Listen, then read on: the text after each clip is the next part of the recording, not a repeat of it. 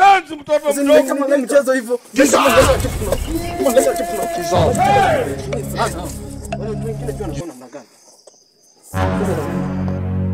Kwa ushirika tatizo ni lipi? Mwilwaji. Ndakuwa kuna shida kidogo. Nilikuwa na tatizo kidogo. Zinanisumbua, so I'm not comfortable that time, hata nikafanya nikakosa kuja kanisa, lakini I'm sorry. Mwilwaji ndakuza kula au kidogo mmenena ni tabu. Nilikuwa kwa ndoa kidogo, mambo na ndoa hii. Unaelewa mambo na ndoa Mwilwaji? Naelewa. Huwa ginaga hunge sana kwa sababu nilitaka na msichana. Kasichana kazuri kakamba. Sasa since that day Mwilwaji. Ngoja kwanza, ngoja. Ndugu Kelvin. Yes. Wewe si uko kwa ndoa? Mbe ndoa. Unaniambia kwa nini tena ulilala na msichana mkamba? Yaani kwa ile harakati tu ya kutembea town, unaona kuna kangine kanasema nzi boy mwenyewe ananifananisha, ananikalia vizuri. So akanitafuta. Uongo. Mwilwaji. Sasa hivi nina shida. Hata nikienda kwa mke wangu sipati zile appetites.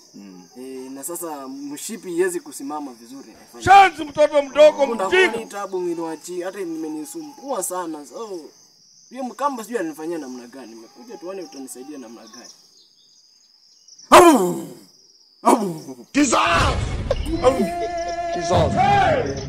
Mambo mengine ni mambo ambayo shetani anakuja kushinda watu wa Mungu. Kabisa. Unajua? Wewe upo kwenye ndoa. Look at my face. Like I could have killed a lot Unajua of people. Mfalme Daudi pale ambapo Uria alikuwa anaenda wapi? Namfundishana. Uria walikuwa anaenda jeshi. Daudi akatazama katika jicho lake la nyama, akaona mke wa Uria. Katumana wawe Uria. Kaona hii macho inatamani, inaeleweka. Kama Daudi alifanya hivyo, basi wewe ni nani usifanye? Lakini kwa nini? Ili jambo lako linahitaji dharura ambayo si maombi tu. Unajua pale ambapo wana wa Israeli walikuwa wanarudi Kana, wakafika katika mto, ni bahari kubwa.